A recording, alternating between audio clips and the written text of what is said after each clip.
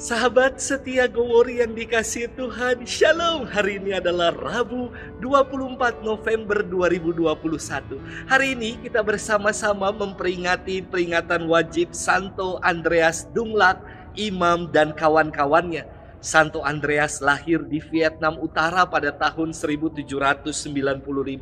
Ketika berusia 12 tahun, Andreas Dunglac dan keluarganya pindah ke Hanoi. Ia belajar untuk menjadi seorang Katolik. Beberapa tahun kemudian, Andreas hatinya tergerak untuk mau memberikan dirinya bagi Tuhan. Ia masuk ke seminari dan mengikuti pendidikan calon imam. Hingga akhirnya Andreas ditabiskan pada 15 Maret tahun 1823 pada usia ke-28 tahun. Andreas melayani umat di Vietnam yang saat itu mengalami penganiayaan. Pemerintah mencoba untuk membuat orang-orang Kristen Vietnam menyerahkan iman mereka dengan menginjak-injak dan meludahi salib serta gambar-gambar kudus. Mereka diminta untuk menyangkal iman Kristen. Ketika mereka tetap bertahan dengan iman mereka, maka mulailah mereka disesah dan dianiaya dengan banyak cara. Hingga akhirnya banyak martir dari tanah Vietnam. Hari ini kita merayakan para martir yang jumlahnya 117 orang yang terdiri dari 96 orang Vietnam dan 21 lainnya para misionaris Eropa. Pastor Andreas Dunglac adalah salah satu yang wafat demi membela imannya atas kesaksian iman mereka. Kekatolikan di tanah Vietnam bertumbuh dan semakin mengakar. Hari ini kita akan bersama-sama merenungkan firman Tuhan yang diambil dari Injil Lukas 21 ayat 12 sampai dengan 19. Mari kita siapkan hati kita. Haleluya, haleluya, haleluya. Hendaklah engkau setia sampai mati, sabda Tuhan. Dan aku akan mengaruniakan kepadamu mahkota kehidupan. Haleluya, haleluya, haleluya. Tuhan bersamamu dan bersama rohmu. Inilah Injil suci menurut Lukas, dimuliakanlah Tuhan. Pada waktu itu Yesus berkata kepada murid-muridnya, akan datang harinya kalian ditangkap dan dianiaya. Karena namaku kalian akan diserahkan ke rumah-rumah ibadat, dimasukkan ke dalam penjara, dan dihadapkan kepada raja-raja dan para penguasa. Hal itu akan menjadi kesempatan bagimu untuk bersaksi. Sebab itu, tetap teguhlah di dalam hatimu. Jangan kalian memikirkan lebih dahulu pembelaanmu. Aku sendirilah yang akan memberikan kalian kata-kata hikmat, sehingga kalian tidak dapat ditentang atau dibantah lawan-lawanmu.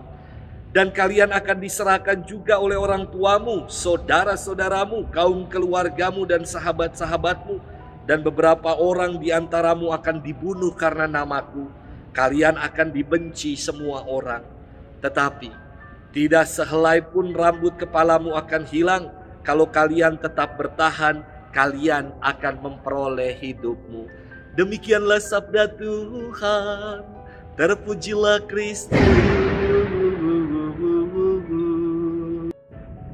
Sahabat setia Gowori yang dikasihi Tuhan, Shalom.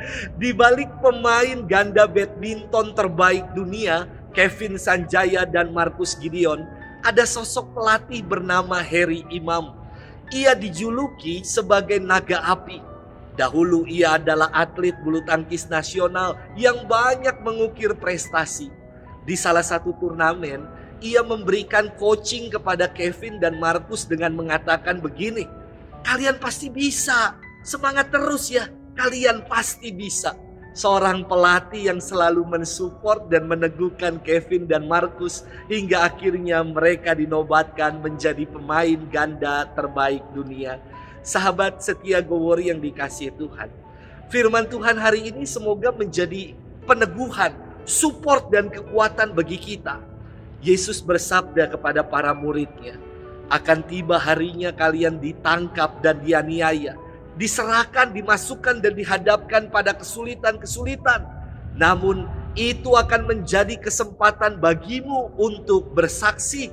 Tidak mudah memang untuk tetap setia dan bertahan ketika aniaya dan badai hidup menerpa. Namun sekali lagi semoga firman ini menjadi kekuatan untuk kita, yakni kesukaran dan kesulitan dalam hidup merupakan kesempatan bagi kita untuk bersaksi. Bersaksi bukan melalui kata-kata, bukan dengan lambe turah. Bersaksi dengan kesetiaan, ketahanan untuk menghadapi segalanya bersama dengan Tuhan.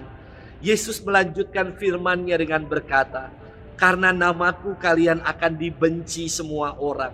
Tetapi tidak sehelai pun rambut kepalamu akan hilang. Kalau kalian tetap bertahan, kalian akan memperoleh hidupmu."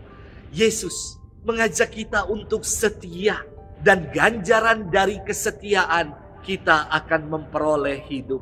Sahabat setia Gowori yang dikasihi Tuhan, terkadang kesukaran, kegetiran, kecemasan dalam hidup yang kita alami membuat kita berlari dan menjauh dari Tuhan. Kita merasa bisa menghadapi segalanya sendiri dan mengeliminasi peran Tuhan. Jangan lari menjauh, melainkan mendekatlah kepada Tuhan yang akan senantiasa memberikan kekuatan kepada kita. Selamat bermenung dan Tuhan memberkati kita selalu. Dalam nama Bapa dan Putra dan Roh Kudus. Amin.